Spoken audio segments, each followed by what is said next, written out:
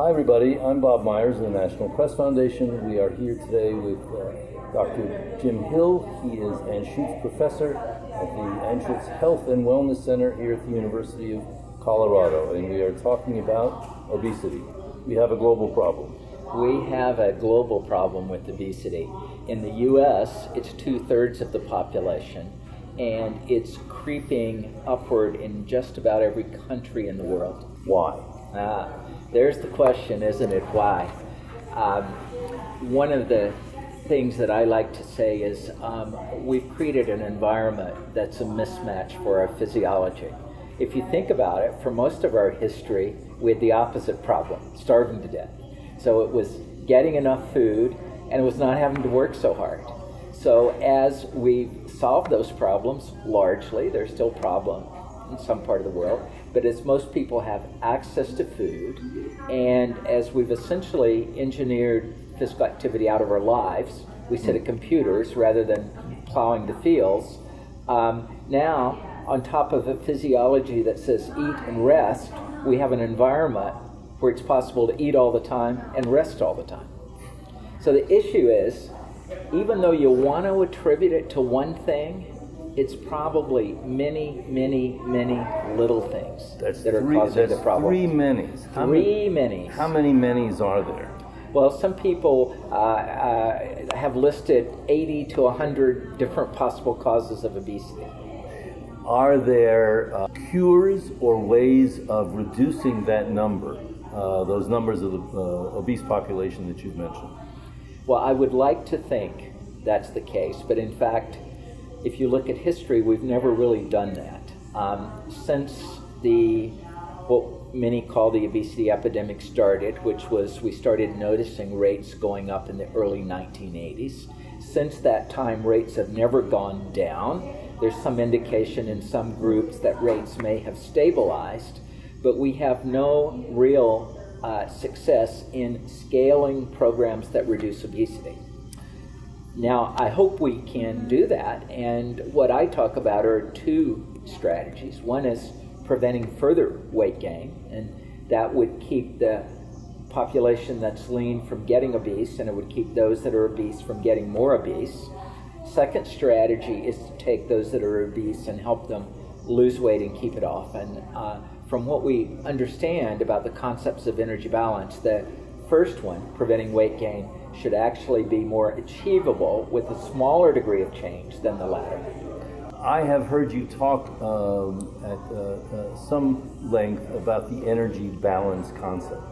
Can you go into that in a bit?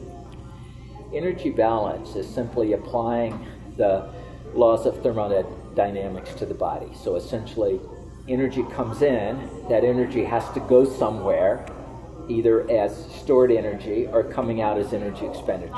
Okay, and while it sounds simple, there are so many things that can go on through the body's metabolism that affects how that energy is used. Mm-hmm. And this gets at the big debate of whether a calorie is a calorie. So on one hand, of course it is. A calorie is a unit of heat, and it's calories a calorie.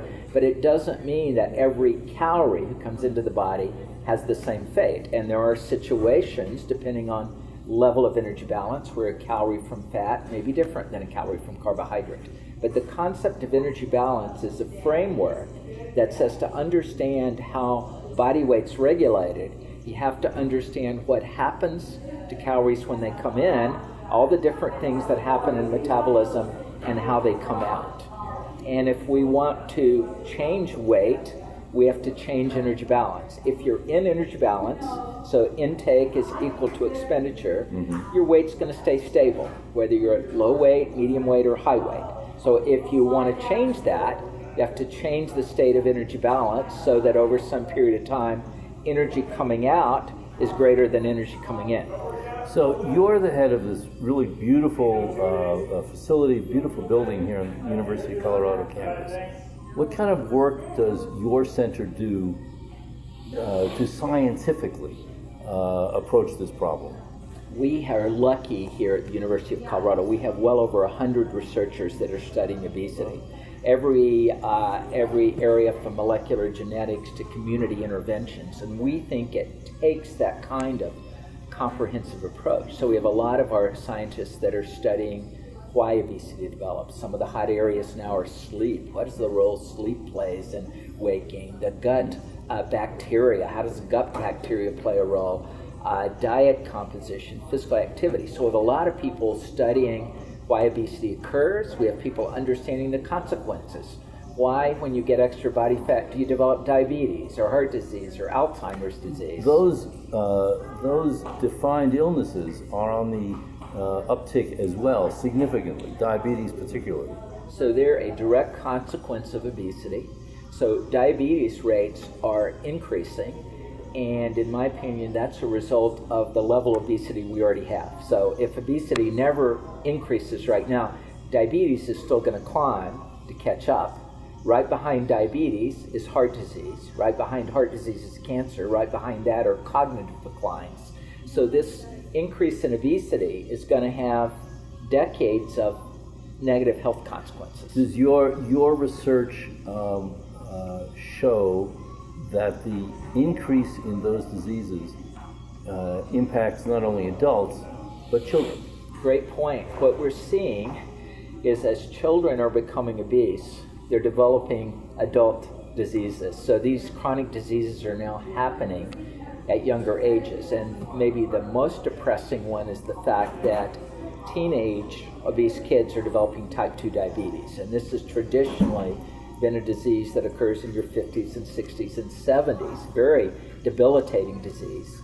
Now we're seeing 13-year-olds get that disease that didn't exist in children a generation ago. Are you seeing obesity in really little kids, 1, 2, 3, 4, 5 years old? If you look at the numbers, obesity rates are higher in every age group, even down to 2-year-olds. So 2-year-olds today are heavier than 2-year-olds were a generation ago.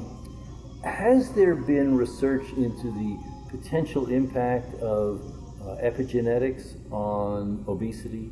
That is to say that the child picks up a genetic predisposition in utero. This concept of epigenetics is another exciting scientific development that applies to obesity. So we sort of used to have the idea you have your genes. Once you have those genes, how they're expressed is set. Well, what we know is how they're expressed can be modified by many other things. And so we now know, for example, that what happens to the mom during pregnancy in terms of her lifestyle, her own weight, may affect how the genes in the child are expressed. So in a way, what happens in utero may set that child up to be more or less susceptible to weight gain, obesity, and chronic diseases later in life. Let's look at adults.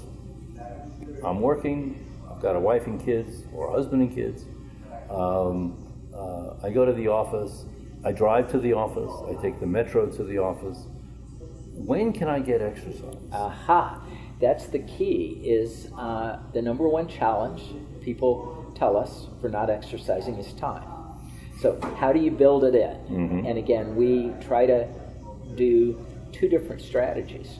One is to actually, really three different strategies. So one is decrease the time you spend sitting. There's more and more data showing simply the amount of time you sit during the day is related to your risk of chronic disease. Now think about that. And what do most of us do during the day? We sit. We sit during and work at our computers. And there's a lot of things you can do. There's standing desks and treadmills, and you can just get up. This concept of microbursts of activity, get up and be active for 5 minutes. So one strategy is to reduce your inactive time. Two is to build more steps during the day. So look for ways to get a little extra walking. Literal steps. Literal steps. And Okay. get a pedometer. Count your steps. Okay. Add some steps during the day. So that second strategy is to be more active in daily life. And then the third strategy is set aside some time for planned physical activity. Those are all three important. Is there a magic number for planned physical activity? Should I walk 30 minutes a day before I have my triple pizza or, triple cheese pizza? When it comes to physical activity, more is better, and we're big fans of small changes. Mm-hmm. So what we try to tell people to do is, rather than have a number, for example, a lot of people say, well, get a pedometer and walk 7,000 steps. If you're currently at 2,000, that's a big jump. So 10,000 is not a bad number to get to, but we're big fans of start slow and increase that. And that works with lifestyle activity. It also works with planned activity. So take 10 minutes to start with. Maybe work up to 30 minutes or maybe even 60 minutes. I think the guidelines say you should get 30 minutes of physical activity a day. Is walking physical activity? Walking is physical activity. In fact, walking is probably one of the best things you can do. I think you should shoot for a little bit more. So I think 30 minutes is a minimal, but I think we really should try to increase physical activity more than that. Now, for the people who spend an hour on a cycling machine or a bike or working out in the gym and then sit for 8 or 9 hours a day, are they going to achieve that optimal energy balance?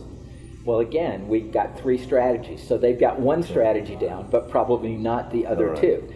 And this idea that you can sit or be inactive for 23 hours and get 1 hour of activity and that makes you active is probably not true. Now, that hour is better than if they were inactive 24 hours a day. Mm-hmm. But the concept you go and work out an hour and you're inactive the rest of the day probably isn't optimum. So again, you really need to work on all 3 strategies. Reduce sitting, increase activity of daily living, and increased planned activity.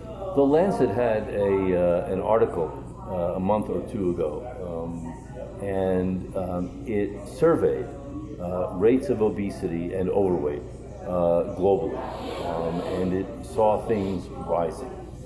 You're an optimistic guy. Is there a way to apply the theories you just described here to other nations outside the United States, and are you trying to do that? Yes, we are trying to work with other countries, and in fact, the strategies may actually work better there. I told you earlier, for example, that prevention is probably a more feasible strategy than treatment.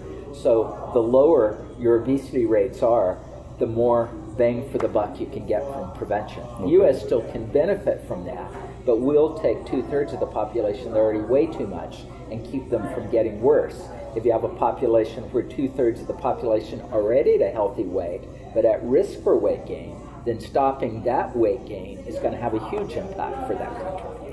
Where do you think obesity research, either yours here at the center or in other locations, is going to go in the coming years in terms of content or special interests? So I think our big challenge really is coming up with ways to help people change their weight, which means changing behavior. And that's our challenge. We really do changing behavior. We have to change obesity. Obesity is a marker. Mm-hmm. To change obesity, you have to change behavior. And to change behavior, you have to work at things like mental fitness and motivation and so forth. I think our biggest challenge is helping give people a reason to change and then helping them make those permanent behavior changes that make a permanent impact in their weight. We have not been very successful at that. That's where we need innovation. It's where we need new thinking. It's where we need maybe unique kinds of collaboration. Okay. It's been a very nice interview. I appreciate it very much. Happy to do it. Thanks, Bob. Take care.